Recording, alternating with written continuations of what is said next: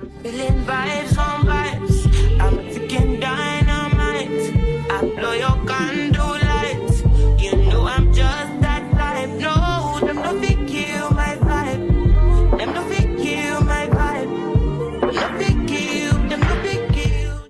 Welcome back to Culture Chronicles. It's your girl, Honey, I'm Elsie. and we are back with another episode. First, what we're going to do is go ahead and tap into mental health. How you feeling today? Good. That's good. I'm feeling good too. Why are we so sad?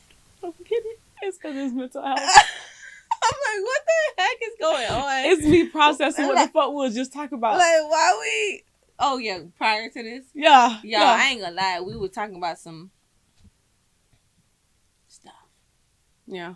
Anyways, we're going to go ahead and address today mental health. And mental health will be our topic today. So it's going to be a little informative and straight to the point.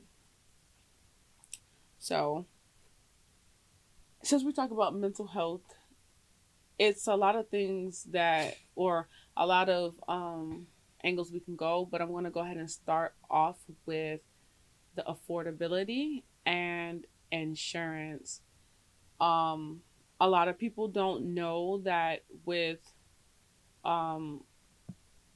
tapping into mental health and those things, that they don't realize with insurance, your insurance can help you pay for insurance, and insurance is not just for your medical issues, it's also for your mind too, and they cover that, and it's a part of your insurance. So you can go ahead and seek out therapy, you can seek out whatever you need. I don't know what's your issue, or if you even know if you have one, but they have that there for you to support you in regards to anything that you are going through.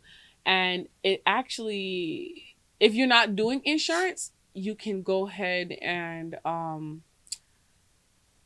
the person that I talked to, they would work with you with prices. I don't know for you, like if you had someone, or before you found the person that you are talking to, did you like while you were shopping, like what were the prices? What did that look like for you? And if you used insurance?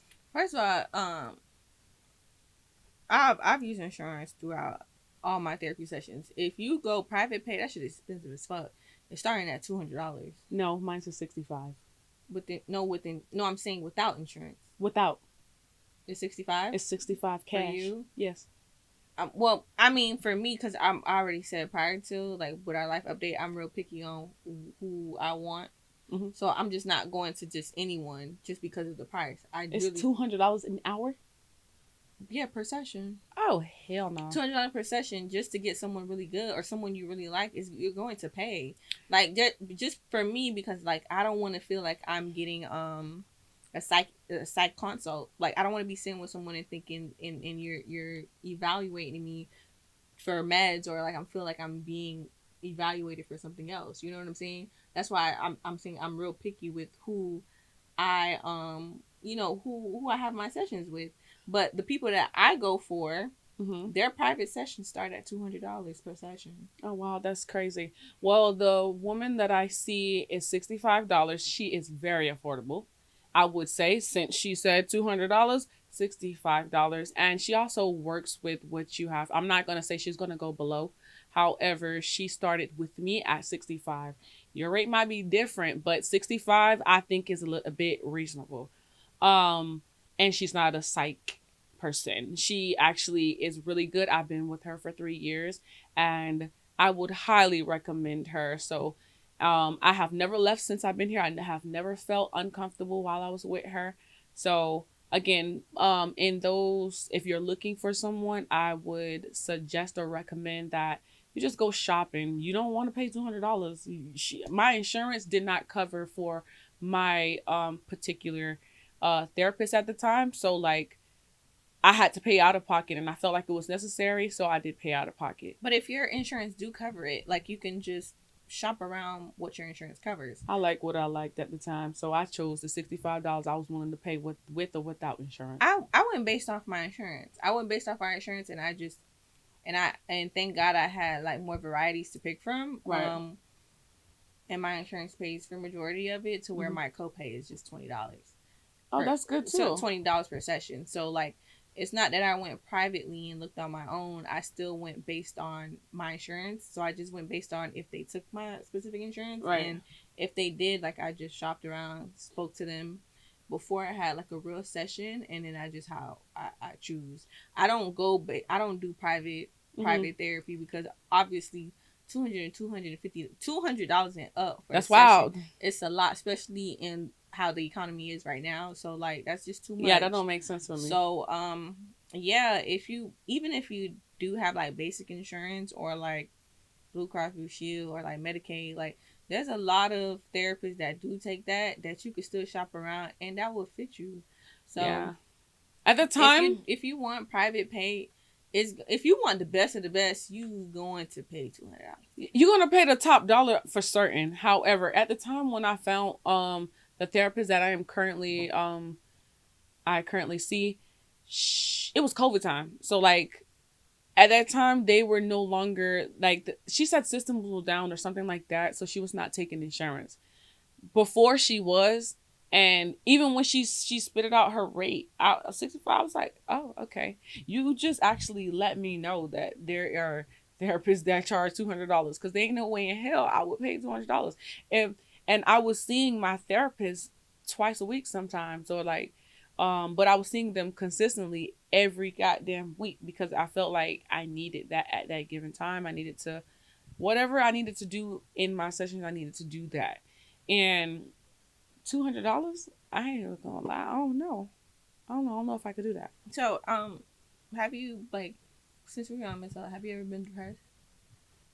Honestly, I don't know if I was actually depressed, but I can tell you an experience, and you can probably let me know if that's depression. I don't really know, because um, I've been in my life. I've gone through a lot of things, right, as we all have, and I would say I am my mom's oldest daughter, and being her oldest daughter is a lot of pressure. I have to do a lot. I have to make sure everything is good. My mom was a single parent, so like naturally, it's one of those things like when all else fails, you got to make sure that everything's okay. Later in life, when things start to fail and actually start spiraling, not for myself, but just for my immediate family, that's when big sister or oldest child was supposed to, not supposed to, but feel obligated to kind of like step in and help out or make sure things are right. It's only right. So um I would suppress my feelings so much that I was conditioned that way younger up until now. So I didn't actually realize that. So growing up and becoming who I am now today, and I would say the person I was about 3-4 years ago, I actually was feeling kind of like crazy. Like I'm dealing with family issues with my mother. I was dealing with so much things, but I had my family that I feel like I had to be there for. So my problems wasn't my problems. Their problems is what I was mainly addressing because it was easier to deal with their stuff than mine. Mm-hmm. And when I was going through that, I never realized that I had, like, I knew that I had my own issues, but I feel like my own issues wasn't really like, I can deal with my issues. They can't deal with theirs. So later, I went through a time where I started experiencing where my hands were tingling, my feet were tingling.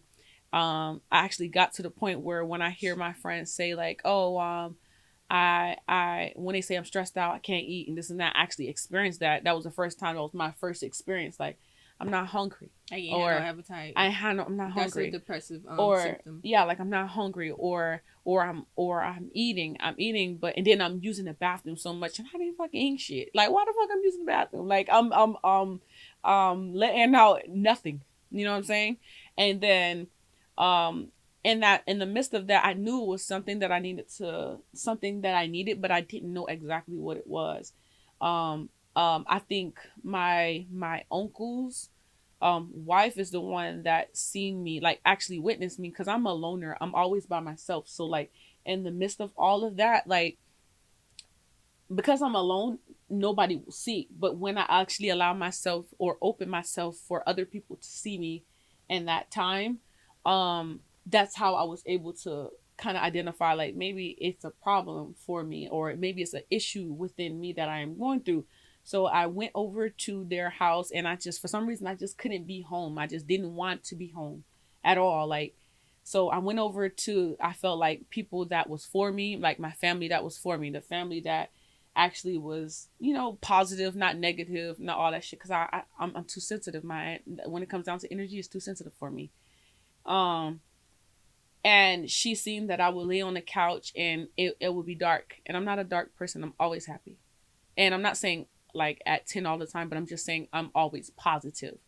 And she was like, we got to open these windows. We got to do this. But I didn't feel like I was bad. Mm-hmm. And I would take that as maybe like being a little depressed, but I won't say like falling so deep into that to where some people have like those crazy thoughts and all of that. I just felt like I knew that I wasn't myself. Mm-hmm. And I knew that I wasn't okay. So maybe that was depressed. Maybe it wasn't. I don't know. I just know that I was going through some things that I've never experienced.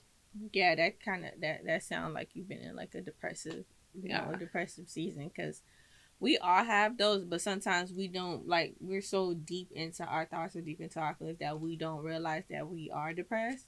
And like it could be like you could be depressed for like 1 day, 2 days, like, and people don't see that, like, just the symptoms that you're going through or like the feelings that you're having, mm-hmm.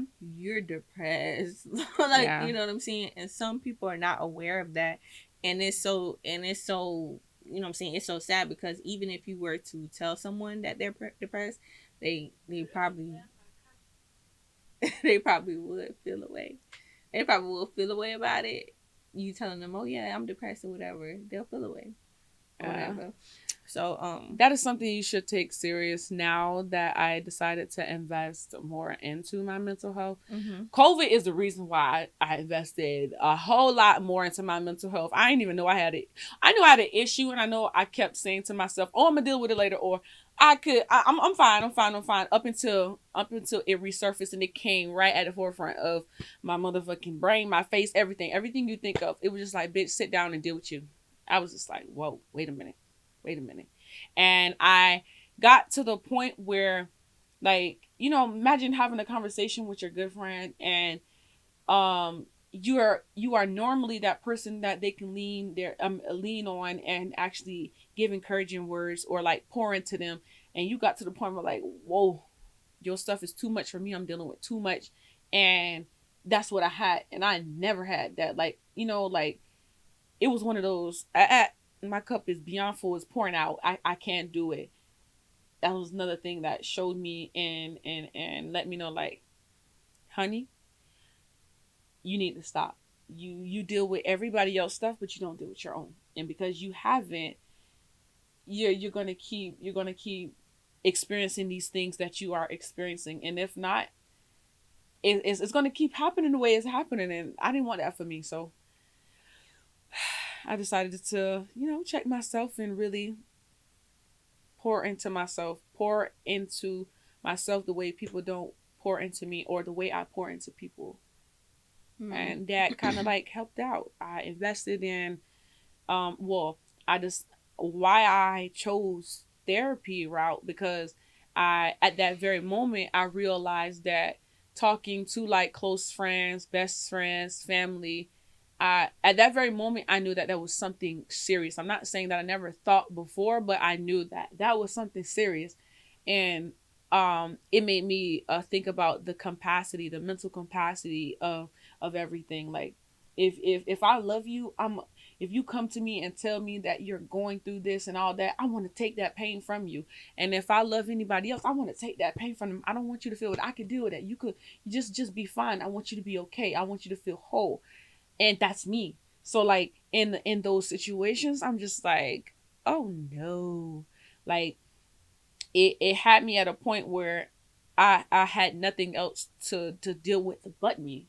Mm-hmm. It forced me to deal with me. And that was the big thing. The biggest issue was to deal with me. Mm-hmm. So how do you have like how do you cope with all this? Like when you feel this way, what's your coping skills? I'm a writer. I write everything out. I ain't gonna lie, I should write love songs, but not just love songs. But I'm saying I can write. I can write. I can really write, and I got that from my mom. I also read books. Outside of that, I take myself out. I also check in with myself and how does honey feel? How am I feeling today? Or I take 15 minutes and really be like, you know what? I'm doing so much in this day or in this week, and I have not just sat still and be still, period. Like, and when I start feeling overwhelmed or I start feeling flustered or I start feeling like antsy, and I'm just like, oh, okay. So now I'm identifying when I start feeling these ways or when my fingers start tingling. I thought I was having a goddamn stroke or something. Like at the time, like I told you I'm a cop out country. I thought I was gonna die. Like heart was palpitating more than I ever experienced. Like normally it was just once in a blue moon or whenever that happened, but it was just like I was like, oh my god, I'm going through something. I don't know what it is. Somebody help me, please. Like that's how I was experiencing it. And I realized that anybody that was so negative, it was just making matters worse for me. So I had to surround myself around people. I'm not saying just happy people, but just people that has positive energy in a positive space, a healthy space. And those spaces help me find clarity. I would go to the park by myself and just lay down by myself. Mm-hmm. I was working. My job, I could take it. Like I was a work from home position, so I bought a wireless what is it called? Like the wireless Wi-Fi thing. And like, cause I was working from home. So like being in the house and going through those times, I would take myself outside of the house and get me a little blanket, lay all the way down. Kids are at school and just tap into me. I prayed so much. If I've never been tested ever before, when I start experiencing anxiety, I prayed beyond. It showed me at those given times when I felt like when all else fails, I was like, dang, I don't want to pour. I know what I'm feeling, so I don't want nobody else to feel how I'm feeling. So I prayed and I prayed and I prayed and I did and I did and I did what I felt that it was right, that was healthy, because I seen and witnessed and so many different cases, family, friends, bad and toxic, uh, uh, uh, relationships with these things that we do to cope, drugs, sex, alcoholism, and all of those things. And I didn't want that for me. Like those things does nothing but suppress it. So I did the complete opposite because I wanted a better outcome for myself. That's it. Now, like that's the only way you can actually really do it. That I don't see no other way. Yeah. So I don't know. What are some coping skills that you did or have you done? Oh, I just feel like when you get to a point like that, I think that's your time to really get closer to God. Like I feel like that's where your spiritual life really get tested. Yeah. So I think when you get into that point that you should really lean on God, really lean on things that like that's really positive. For me, I know I just like to tap into like real positive podcasts. Like I tap into the word, watch sermons, just take walks. You know what I'm saying? And like just lean on closer to the people that really pours into you positively. So I know at one point, like, when I get in my depressive mood, like I try to, journal because I've been journaling. And I think that's it. You just have to really like stick to a consistent positive route. And Because scheduled, because if it's so easy for us to get distracted by negativity, but if you're not like really stern on getting out of that mood, like getting out of that season, it's going to continue drowning you, and you're going to find yourself in a deep hole and try to climb out, and it's going to be hard. So anytime you feel like you're getting into that, like I think the number one route is to like continue getting closer to your spiritual life, continue whatever you believe in. Go for that. Just get closer. For me, I'm just gonna continue getting closer to God, and leaning on him, because at the end of the day, that's what's gonna really make me feel complete and whole, because he's the one that got me, and you know what I'm saying. So Right. that's just how I cope with everything. I mean, it's so easy to say, but like, you know what I'm saying, but it's hard. Like, for some people it's really really hard to do, but like once you just tap into your spiritual life, Yeah. it's like literally a 1, 2, 3 thing. At the time, I like that you said that. But at the time when I started, like when everything started feeling like it was closing in, like, and I'm talking about extremely closing in, like you're a person that never really experienced the tingle in your hand, besides if you land on your head. I mean, laying on your hand and your hand or your feet go to sleep. This is the things, or the these are the things that doctors, or the things that doctors tell you to pay attention to for. Is the left side of your body is this, and all of that, and is it tingling, if you're feeling that, is it twitching?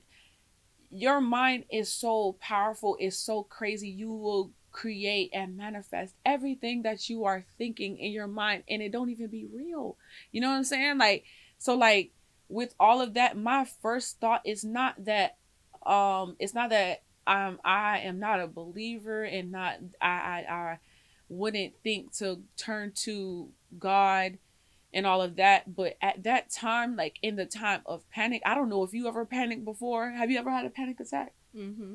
I had one, and I actually had my first panic attack during that season, as an adult, because I think I had one prior to that as a younger one, but I got cut.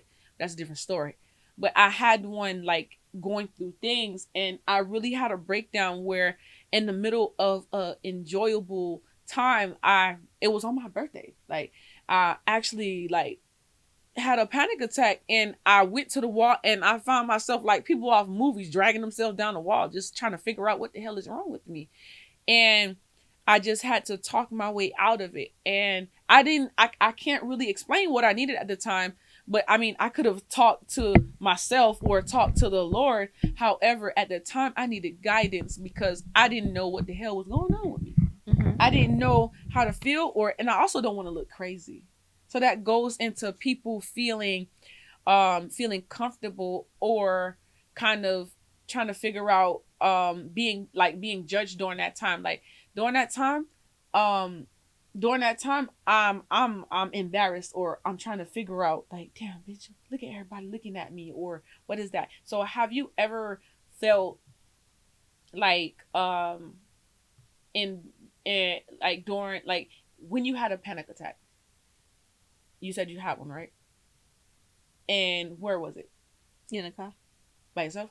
Mm-hmm. So you never had a panic attack around people. Mm-mm. So can you imagine how someone would feel if they are around people, and other people are actually witnessing and seeing like this person is really like freaking out, and they're feeling like not themselves. Mm-hmm.